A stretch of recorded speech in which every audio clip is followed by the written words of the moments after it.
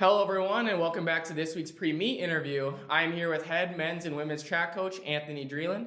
Coach and his track squad will be split up again this weekend, as most athletes will be heading up to SDSU to compete up in Brookings, and the throwers will be down in Yankton at Mount Marty to compete. So you guys had a very successful weekend in Vermilion and Fargo, as the men swept the NSA Indoor Honors Award this week. And for the women, Kesley Yeager also took award in the women's side. So how does it feel as a coach to see that much success in your program? It's been just great to see, how well the athletes have been able to progress throughout the year and see the hard work pay off. It's always what you hope for. You put in this work in the fall and the winter, and then it comes down to the athletes really executing it and going out and putting out their best performance.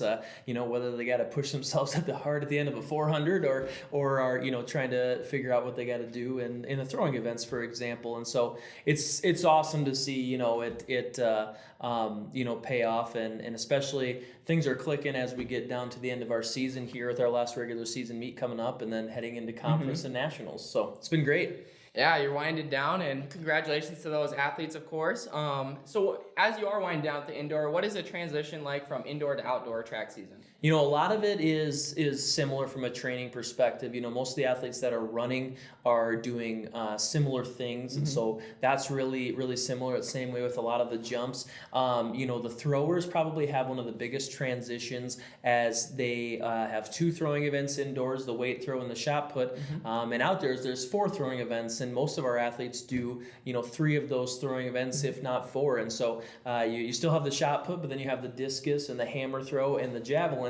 And so really after indoor season gets going, then they're starting to work on those specific things that they haven't been working on since last fall, and getting going with that. So that's a transition, for that group. And some of them really enjoy the discus and the hammer more than anything. So it's an event that is season that they really enjoy. And the same way with 400 hurdles. There's no long hurdles race indoors. Oh yeah. So that's an event where some athletes, they really like that, and that's a main event for them, so they kind of get into their groove in that point. And then there's the 3,000 meter steeplechase outdoors, which is different, as those distance runners have a little bit of hurdle work. And so all in all, training is very similar. Once we can get outdoors, we're outdoors much of the year, and there's some nuance difference there, but a lot of it's the same from a training standpoint and everything too.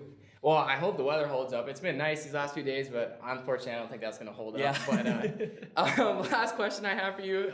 Coach Mo took the Bengals, so I got to hear what you think. Who do you have winning the Super Bowl, and what's your score prediction? I have no special insight or knowledge, and can't claim to be an expert. But growing up in Minnesota, being a Vikings fan and just what that entails, I really would like to root for Cincinnati, and let's see them win a championship, and see something good happen there, So would maybe give others hope in this world, for a Super Bowl. So, and so this score prediction, no idea, 34-27. All right. Yeah. Well, that's close to what Coach Mo had. Well, good. I got to be close. We'll have to come back to see who was the closest next week. So thank you so much for checking in again this week, Coach. We always appreciate you taking some time out of your day to answer a few questions of ours. Like I said, you can catch the Trojans compete this weekend, as most of the athletes go up to Brookings to compete at SDSU. However, the throwers are down in Yankton and competing at Mount Marty. So you'll get to see both of them if you'd like. So thank you very much for watching, and see you again next week.